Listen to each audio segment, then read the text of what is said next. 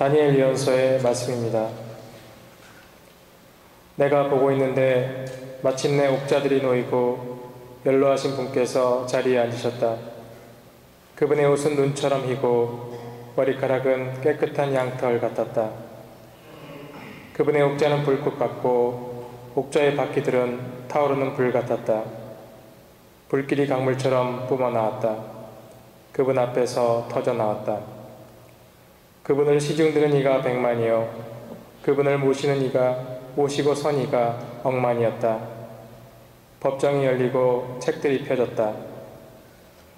내가 이렇게 밤의 환시 속에서 앞을 보고 있는데 사람의 아들 같은 이가 하늘의 구름을 타고 나타나 연로하신 분께 가자 그분 앞으로 인도되었다. 그에게 통치권과 영광과 나라가 주어져 모든 민족들과 나라들, 언어가 다른 모든 사람들이 그를 섬기게 되었다. 그의 통치는 영원한 통치로서 사라지지 않고 그의 나라는 멸망하지 않는다. 주님의 말씀입니다.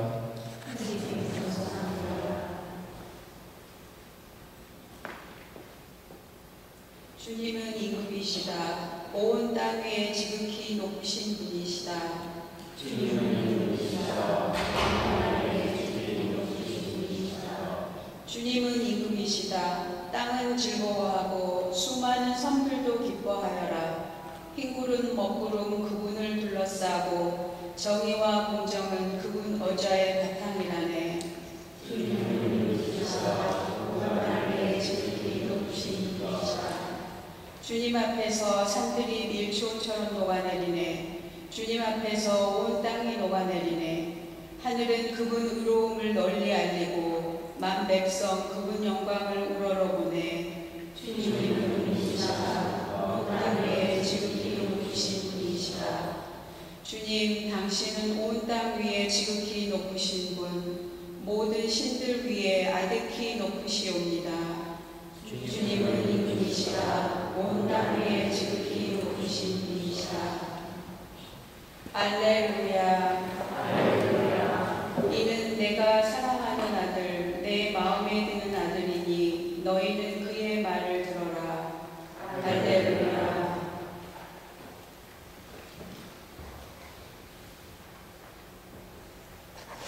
주님께서 여러분과 함께 루카가 전한 노력한 복음입니다. 그때 예수님께서 베드로와 요한과 야고보를 데리고 기도하시러 산에 오르셨다. 예수님께서 기도하시는데 그 얼굴 모습이 달라지고 의복은 하얗게 번쩍였다. 그리고 두 사람이 예수님과 이야기를 나누고 있었다. 그들은 모세와 엘리야였다. 영광에 쌓여 나타난 그들은 예수님께서 예루살렘에서 이루실 일, 곧 세상을 떠나실 일을 말하고 있었다. 베드로와 그 동료들은 잠에 빠졌다가 깨어나 예수님의 영광을 보고 그분과 함께 서 있는 두 사람도 보았다. 그 두 사람이 예수님에게서 떠나려고 할 때에 베드로가 예수님께 말하였다. 스승님, 저희가 여기에서 지내면 좋겠습니다. 저희가 초막셋을 지어 하나는 스승님께, 하나는 모세께, 또 하나는 엘리야께 드리겠습니다. 베드로는 자기가 무슨 말을 하는지도 몰랐다. 베드로가 이렇게 말하는데 구름이 일더니 그들을 덮었다. 그들이 구름 속에 들어가자 제자들은 그만 겁이 났다. 이어 구름 속에서 이는 내가 선택한 아들이니 너희는 그의 말을 들어라 하는 소리가 났다. 이러한 소리가 울린 뒤에는 예수님만 보였다. 제자들은 침묵을 지켜 자기들이 본 것을 그때에는 아무에게도 알리지 않았다.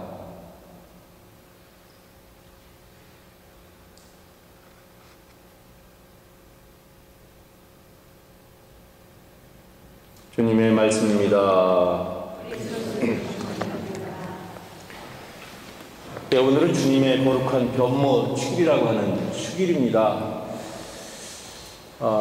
예수님이 베드로와 야고보와 요한이라고 하는 세 제자만 데리고 산에 올라가셨는데 기도하시는 중에 갑자기 모습이 변해서 세상에 그 어떤 사람도 또 어떤 마전장에도 보여줄 수 없을 정도로 이렇게 하얀 옷을 입고 빛나는 모습으로 변했다, 이렇게 표현되어 있습니다. 사실은 예수님께서는 이제 죽음을 앞두고 예루살렘에 올라가신 무슨 일이 일어날지 다 알고 계셨고, 그래서 제자들에게 당신의 모습을 보여주신 것입니다. 그래서 사실은 8월 14일, 9월 14일 그 성십자가 현양 축일 9월 14일 40일 전입니다, 오늘이. 그러니까 약간 말하자면 예수님의 거룩한 변모 축일이라는 것도 약간 이렇게 계획된, 말하자면 정해놓은 그런 축일 배치에 따라서 배치된 것이라니까 다분히 의도가 있는 것이죠. 그렇다면 왜 예수님의 거룩한 변모라는 것이 예수님의 생애 전체에 있어서도 굉장히 가치 있고 의미 있는 날이 되었을까? 그리고 거룩한 변모 축일을 통해서 예수님은 우리에게 무엇을, 또 그 당시에 제자들에게 무엇을 알려주고자 했고 무엇을 깨닫게 해주고 싶었을까? 여러 가지로 우리가 생각해 볼 수 있고 묵상해 볼 수 있는 것들이 여러 가지가 있지만, 오늘은 초점을 희망이라고 하는 그 한 주제에다가 초점을 맞춰보고 싶습니다. 사실 예수님이 제자들에게 그런 모습을 보여주신 까닭은 나 이런 사람이야 라고 자기 자신의 어떤 화려한 모습, 또 빛나는 모습을 자랑하기 위해서 그랬던 것은 아닙니다. 그렇다면 예수님은 나름대로의 고유한 그런 목적이 있을 겁니다. 그것은 다름 아니라 희망이라는 것을 제자들에게 주기 위해서 그랬을 것입니다. 왜냐하면 이제 예루살렘에 올라가서 벌어질 일이라고 하는 것은 순환을 받고 결국은 십자가에 못 박혀 돌아가실 것이기 때문에, 그리고 그렇게 됐을 때 제자들에게 무슨 일이 일어날 것을 대충 짐작하고 계셨습니다. 아마 제자들이 크게 위축돼 가지고 용기를 잃고 뿔뿔이 흩어질 것이라는 것도 예상했을지도 모르겠습니다. 그래서 그 제자들에게 그런 절망과 또 그런 환난에서 유일하게 지킬 수 있는 그런 방법은 바로 희망을 심어주는 것이었습니다. 그래서 그 예수님의 제자들은 그 당시에는 잘 기억을 못했겠지만 시간이 지나고 난 다음에 스승님께서 우리를 교육시킬 목적으로 그런 모습을 우리에게 미리 보여주셨고, 그 모습을 통해서 이러한 현실적인 어려움과 고통을 잘 견디어서 삶으로부터 승리하라고 이렇게 해주신 것이구나, 그런 것을 깨닫게 되었고, 그래서 결국 그것이 후대에 이제 거룩한 변모 사건이라고 하는 하나의 사건이 제자들의 기억을 통해서 다시 되살려진 것입니다. 물론 제자들의 기억을 통해서 되살려지는 과정을 통해서 여러 가지 좀 가미된 것도 있기 때문에 마치 한편의 드라마를 보는 것 같은 그런 생각이 들긴 하지만, 그렇지만 어쨌든지 중요한 골자 하나는 그거예요.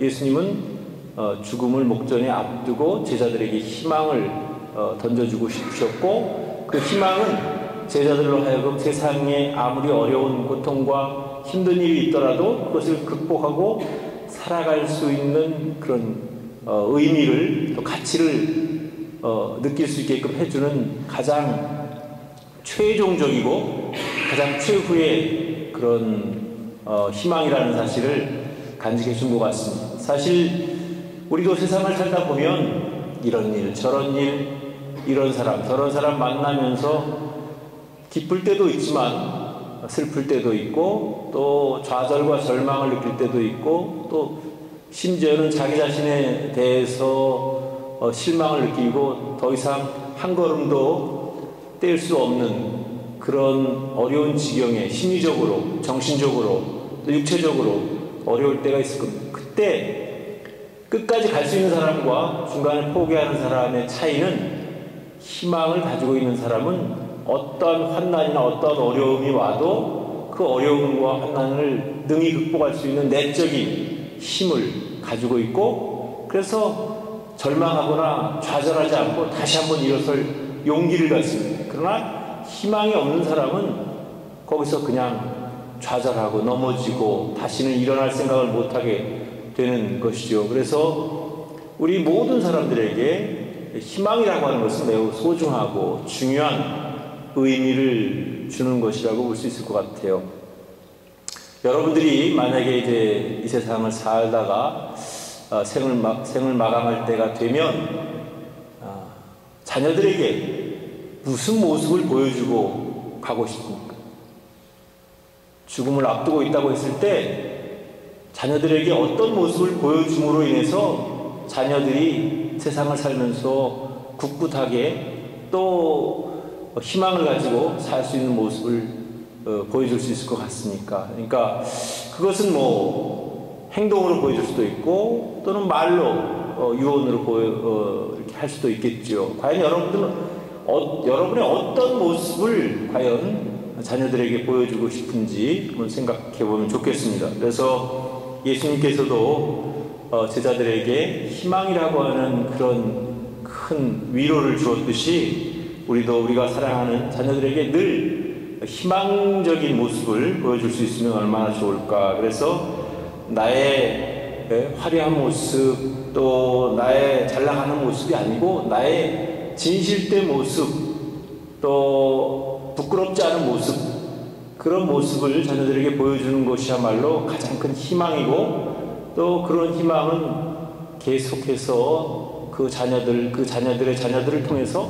계속 이어지리라고 생각을 합니다. 그래서 정말 우리가 세상을 살아나가면서 믿음, 희망, 사랑이 있는데 그 중에 한 가지 희망, 이 희망은 어떠한 경우에도 우리가 쓰러지지 않을 수 있는 그런 힘이 되고 용기가 된다는 사실을 꼭 깨달았으면 좋겠습니다. 그래서 특별히 주님의 거룩한 변모주기를 통해서 예수님께서 우리에게 주시고자 하는 그런 깨우침은 바로 우리가 어떠한 어려움 속에서도 굴복하지 말고 항상 희망을 간직한 채 살기를 바라셨다는 것. 그래서 제자들에게도 그런 모습을 보여주셨고 제자들은 예수님의 바램대로 정말 나중에 다시 세상에 나가서 복음을 선포하면서 자신들의 생명을 다할 때까지 부끄럽지 않고 최선을 다하는 그런 삶, 순교의 삶을 통해서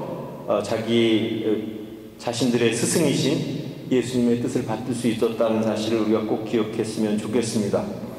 여러 가지 필요한 것들도 많지만 우리가 간직할 수 있는 희망이야말로 우리에게 또 가장 소중하고 또 뿐만 아니라 모든 사람들에게 다 소중하게 느껴질 수 있는 그런 하나의 요소가 아닐까 하는 생각을 합니다. 그래서 과연 나는 희망을 품고 또 희망을 가지고 살고 있는가 아니면 그냥 지금 현실에 그냥 만족하면서 그냥 여기서 끝내기를 바라는 이만하기만 하면 다행이다라고 생각하는지 그런 것들을 한번 곰곰이 생각해 봤으면 좋겠습니다. 그래서 언제나 누구나 우리 모두가 희망을 안고 희망을 품고 사는 사람이 되기를 진심으로 바랍니다.